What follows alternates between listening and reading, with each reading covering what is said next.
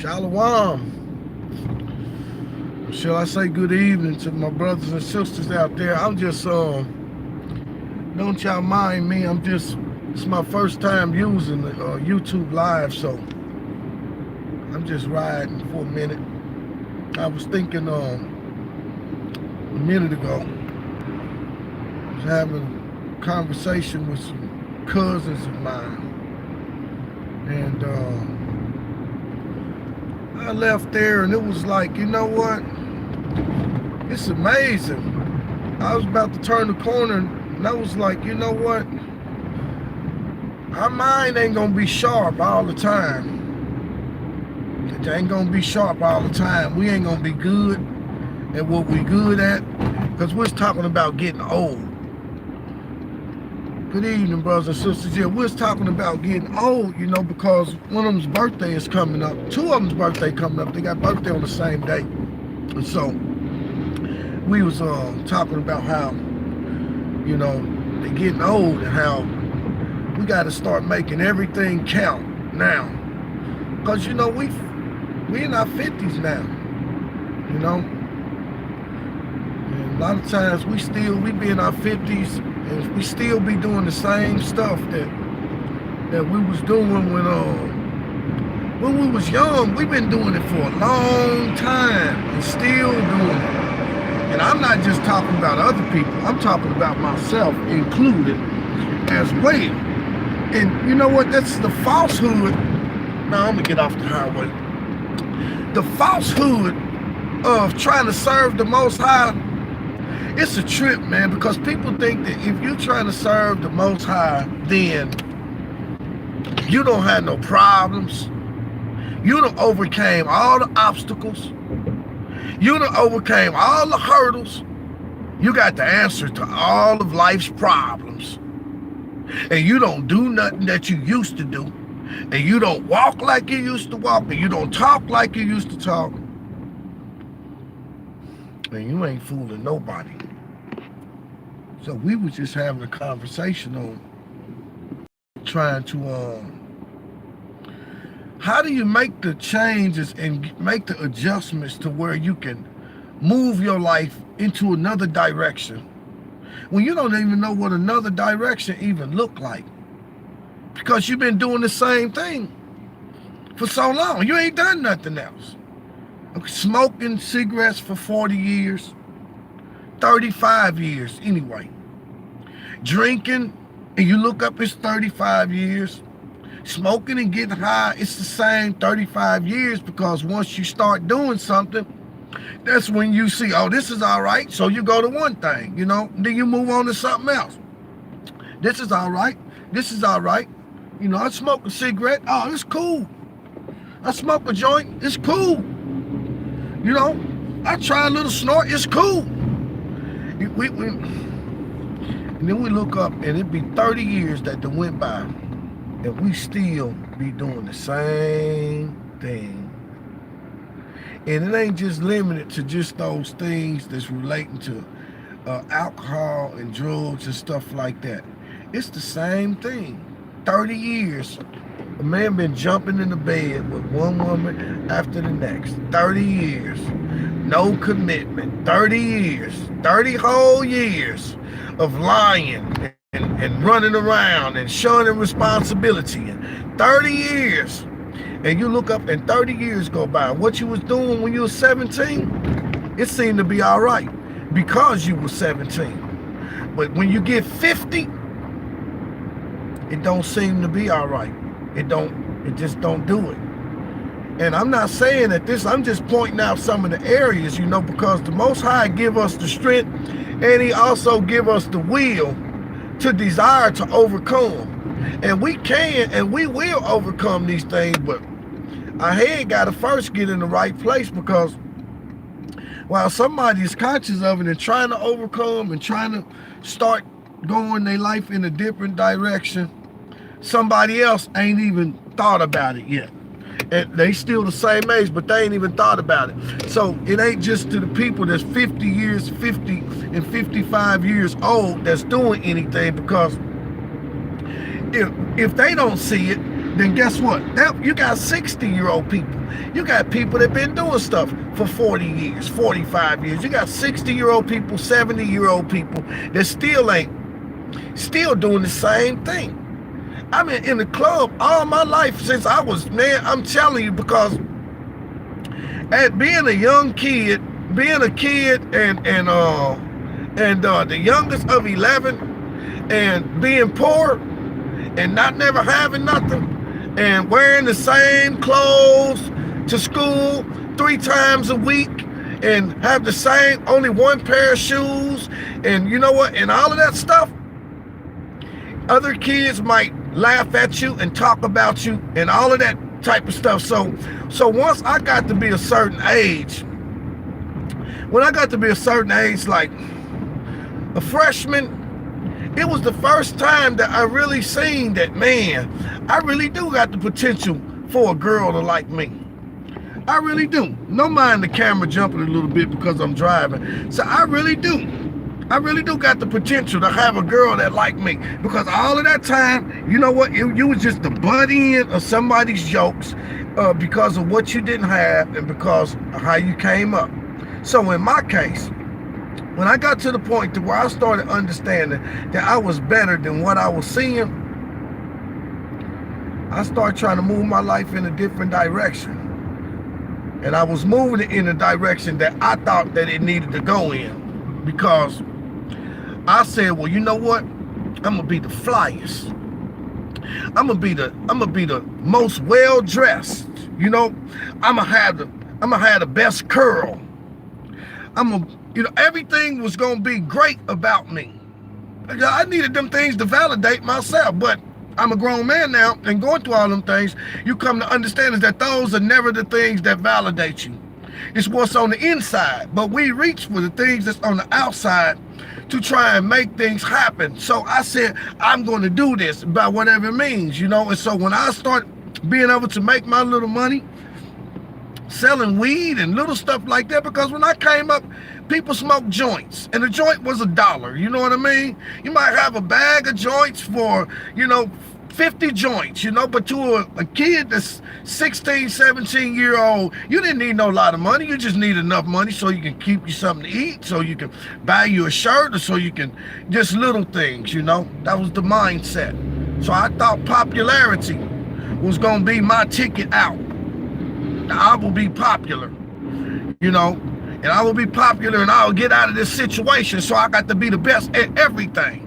So it looked cool for the older guy over there that's dressed nice and talking slick and smoking a cigarette. And you saying to yourself, okay, well, you know what? I'm gonna have to put that in my repertoire. And I got to learn how to first smoke the cigarette. And then I got to learn how to look cool with the cigarette. So that means in my quiet time, I got to be practicing that when I'm smoking my cigarette, I got to see myself smoking in the mirror so that I could perfect the art of smoking a cigarette, and nobody will be able to smoke a cigarette like me and look as good as I do with that cigarette in my hand. So I did that.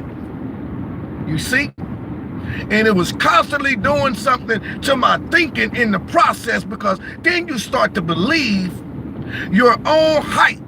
Because the average people that's responding to your foolishness at that time are people that are also in the midst of foolishness as well. So you don't have no way out but to go through the experience. But the Most High blessed the child that has his own experiences. So all praises to the Most High. So then when you go there and you're getting popular, and the little girls see you and they, oh girl, look at him, he's so cute, his hair is laid, he look nice, and oh look at him, he got the nerve enough to have a cigarette in his hand. Oh, he looks so grown with that cigarette. And you know what? It goes on, and you keep on going. And you partying on the weekend, and you doing all of that, and the next thing you know, the happening thing is cool to smoke some weed. You know what I'm saying? So now I got that fire bow.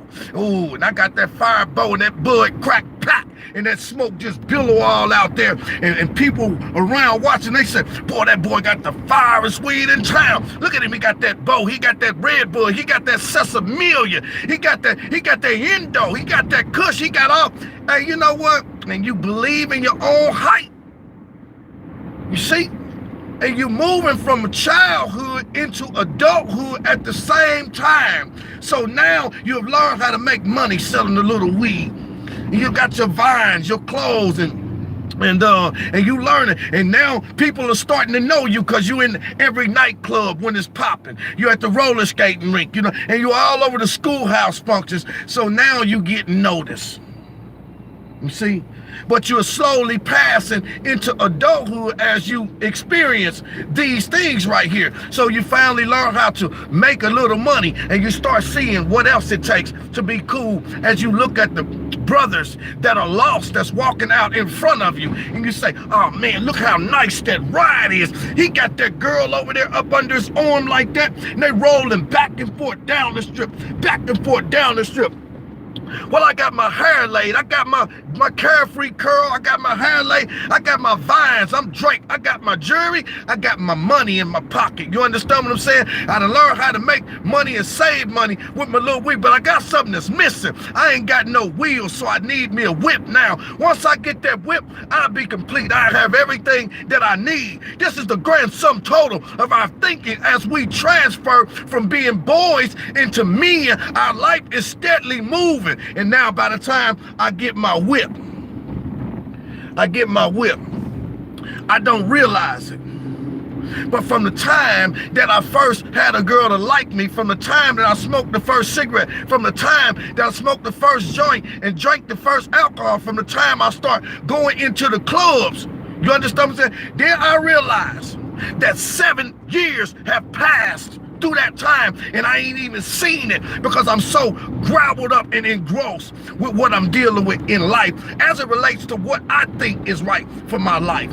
So now I got my whip, and now I got my vines, I got my jewelry, I got my money, I got my money, my tools to make my money.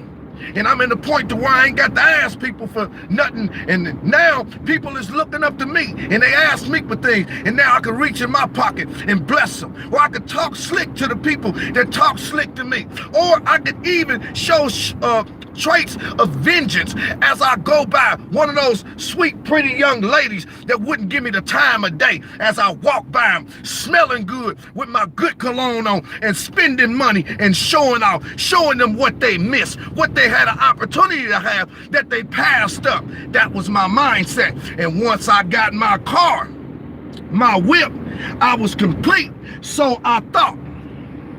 So now, here I spend another 15 years chasing after something. Why I don't realize that 15 years of my life is burning up, because now that everything is in place, now I need the woman of my dreams. But see, a man don't understand that the woman of his dreams don't come by him chasing after. A woman of his dreams is appointed to him by the Most High. You see, because a righteous woman shall be a portion for a righteous man. And while you think that the way to catch the woman is that she's going to be impressed by all of these things, and all I got to do is talk smooth to her for a couple of days and take her out to dinner, and then next thing I know, I get her in the bed and do it to her real good, and after that, life will be complete. But you do that, and you come to understand that you and the sister don't have an agreement in the spirit because you never even knew each other. You was just both doing something foolish, so it falls apart. And each of you leave carrying a piece of the other one that will prevent you from ever finding what you truly need. Because while you, brother, have left and parted ways with a sister, then you take that sister and stain in your imagination. And soon as you come up and meet another woman, guess what? At the most opportune or intimate moment that you could have with somebody else, here comes that woman in your imagination, in your mind, from the background to now start competing with what's sitting right before you, and you've been distracted. But you don't pay no attention to that and understand that the Most High had to wash your mind so that you can be cleansed, so that you can see clearly and think straight. So you overlook that fact and you try it again. Well, if I just do it to her real good, and we and we max out in this bed, then it's gonna all be well. And you only find out that instead of it getting better, it got worse. And there's another 4 years of your life that have been spilled. And while you're doing the same thing, because those things right there bring pressure. So now, what used to be for enjoyment now is used as a means to keep my head from cracking. So now I'm drinking more. Now I'm out more. Now I'm smoking more. I'm doing everything on a double scale now. And my life is still being spent. And we look up, and sometimes I look at my own life and I get mad. But I can't get mad because I thank the Most High that He blessed me to live this long. But sometimes it's frustrating to know just how much time it is that you wasted because our men were out of place. Where were all of the men that were able to teach a young man what was righteousness? Oh, I'm going to tell you what God loved, young nigga. I'm going to tell you what God loved. Well, what do God love? Because I don't never remember any of them telling me that. But as a grown man, when I tell a young man, I'm going to tell you what God loved. I'm going to tell you what God loved. God loves the truth.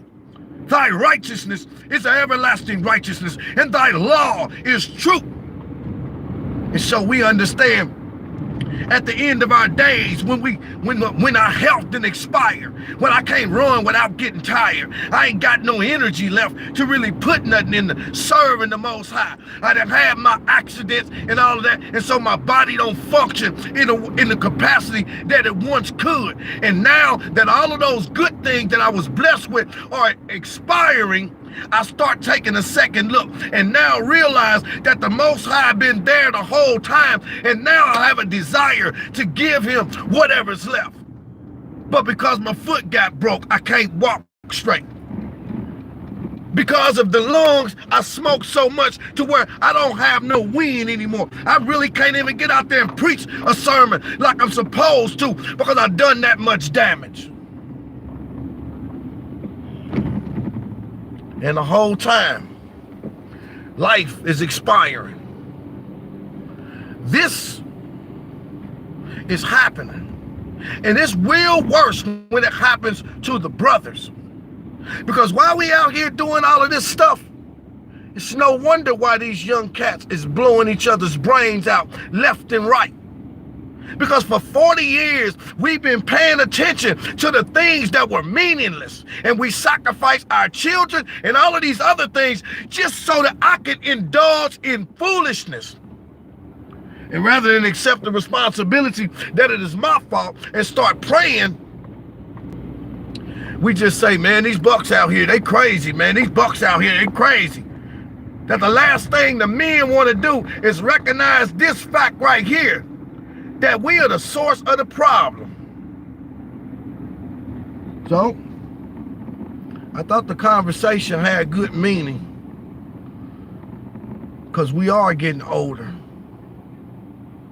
And whoever's listening to this message, you might be a young man that's wasting your years and you growing into an old man. You might be an old man and you still ain't found where you supposed to be at. But I'm tell you one thing. I know the Most High said that He gonna reverse these curses because the cigarettes, that was a curse that was put on us because we didn't come here with that. The alcohol, now we had alcohol, but our alcohol was for appointed times and for appointed feast days and celebrations. But it was a curse that they put that on us to make us think that alcohol is just it's some natural thing that you're supposed to just do. Anytime you want to drink beer every day and drink wine, and you know what I mean? See, we learned these things from the heathen. We didn't bring no crack nowhere with us. That stuff was put there. You understand what I'm saying? We learned these things at the hands of the heathens. And that is why the Most High is so merciful. And that is why I don't care how far we've been gone, how bad things we done done. We didn't just do them things on our own. We was a righteous people. These things were put on us and we learned these things. And then for the people that taught them to you can turn around and tell you how bad you are. When everything that you know how to do, you learn from them. We didn't put Sherm in the neighborhood. We didn't know nothing about no Sherm, no Lovely. Can you picture somebody walking down the roads of Israel, the beautiful mountains of Israel, smoking some water? Can you smell some crack smoke in the air in the holy city? Do you think that you can see that? Men stumbling around drunk in the holy city with no purpose at all? That didn't happen on our own. That didn't happen. That came at the hands of people that hate us. They taught us them things. Now it's time for us to teach our own. He that have ears, let him hear what the Spirit got to say. I'm not talking to no Gentile. I'm talking to the blood-bought child of Abraham, Isaac, and Jacob, the Negro that ran out of Jerusalem into Africa and then was put on slave ship on the banks of West Africa, sent into North, Central, South America, Portugal, the Colombians, the Britons, and all of the European nations. That's who I'm talking to. The one that didn't have no name. The one that believed what they said about him when they said he was a nigger. The one that didn't have no name, that believed that he was a nigger, that he was a Negro, that he was an Afrocentric, African American. That one right there. The one that don't have no idea who he is or where he come from. These are the conditions of our people. But this is the conditions of a royal and regal people that have lost their way. And the only way that we're going to find it back, and I know we've been pit one against the other, and we've been taught to hate thy brother, but a reversal of the curses says, thou will not hate thy brother. Thou will not steal from thy brother. Thou shalt not kill from thy brother. And if I don't hate you, it means that I love you. And if I wouldn't steal from you, it means that I mean for you to have, so I would give to you. It also means that I'm not envious of you. If I would not covet your house, I'm not jealous of you. And as these curses get reversed, no longer is the Negro gonna be jealous of his brother when he understands that he's entitled to the same riches. This is I hope somebody hear me, because I really don't like wasting words. And I started this video off practicing with the YouTube channel, and the Most High is giving me these words right here, right now. These words are for our people, because the captivity of Israel will be reversed. And even right now, the Most High is putting those curses on his enemies. And he is helping us by rebuking them with the wind, with the fire, with volcanoes, with tsunamis, avalanches, mudslides, sinkholes, and opioids, and joblessness and poverty. All of these are ways that the Most High is beating our enemies down. For I will rescue Jacob from the hand of him that was too strong for him. He was too strong for us because the curse was that there would be no might in our hand, and we would be smitten before our enemy's face. But as these curses get rearranged, now we got our God back. That is our might. We don't need tanks, airplanes, bombs, weapons of the flesh. We got our might back when we got the Most High with us. He said, and your enemies now will try to come out against you one way. He said, but I'm going to hit them. I'm going to hit them in so many different directions that they will flee before you in 7 ways. Y'all holler if y'all can hear what I'm saying. We got to grow up and stop this foolishness. Men got to be men, and you got to start somewhere.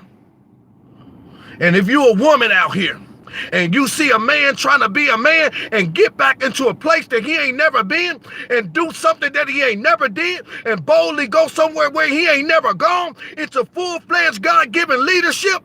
And if you ain't helping him and you try to stop him from getting there, then you got a problem. You got a problem. I remember it was a show out when I was a kid. It was called The $6 Million Man. And the $6 Million Man, played by Steve Austin, the $6 Million Man, he was an astronaut. And he was on an astronaut mission, and he was coming back into the atmosphere. And once he broke through the atmosphere, he started encountering problems.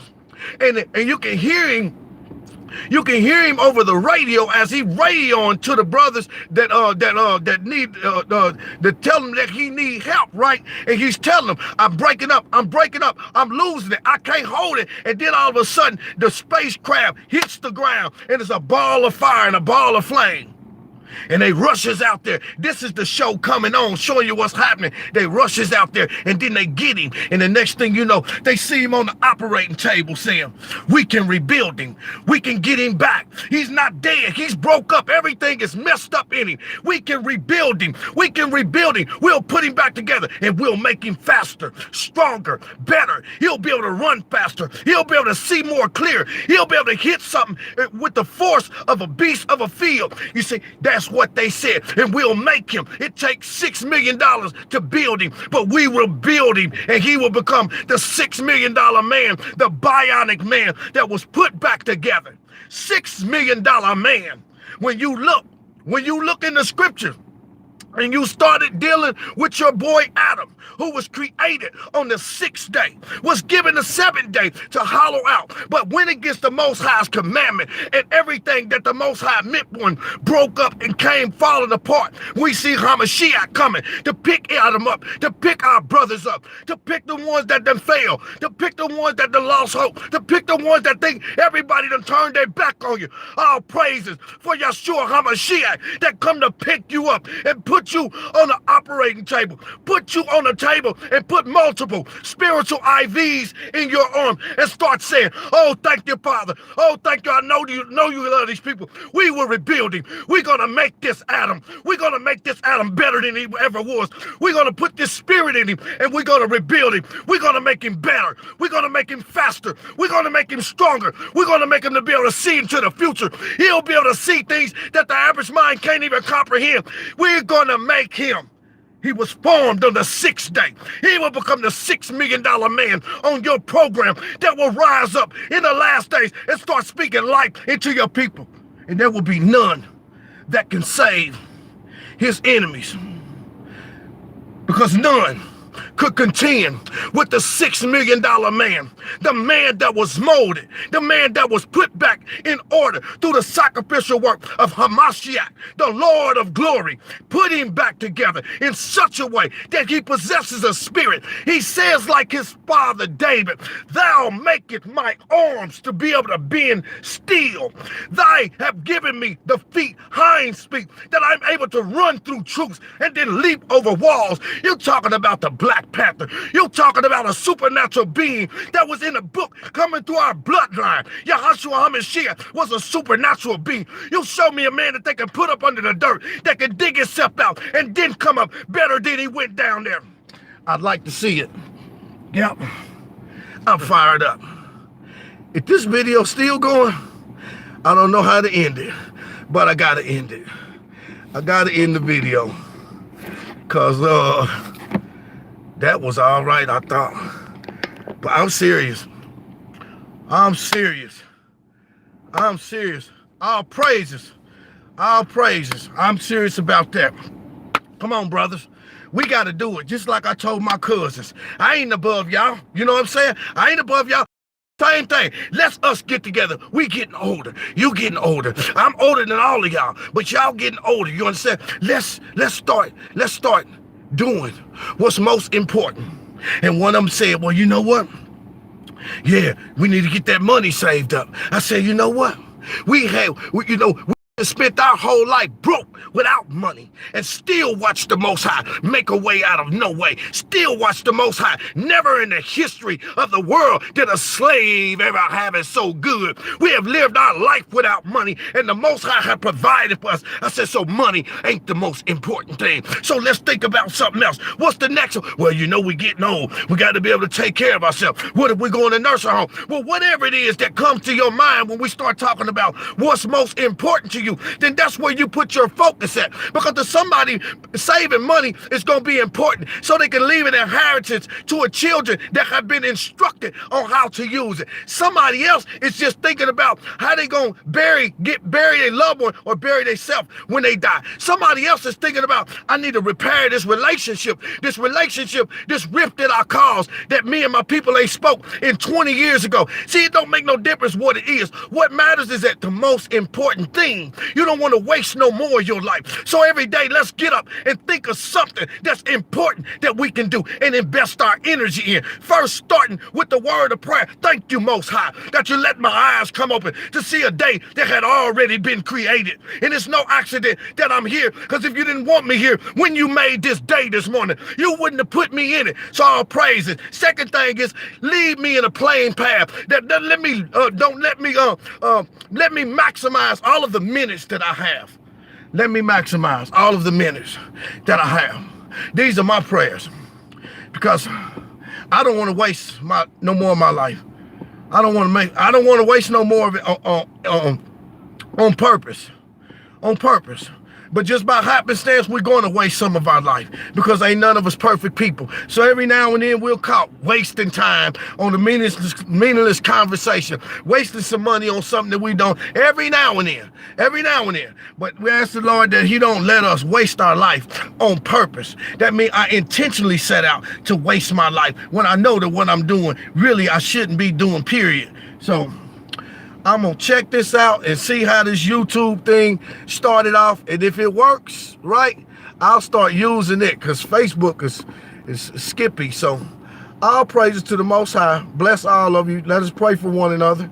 And be ready. Be ready as the Father turning the tables. Somebody got to be ready to run them Gentile businesses when they fall apart. Somebody got to be able to rebuild. Somebody got to be able to do these things. So I can't think of a better people than us. Hallelujah.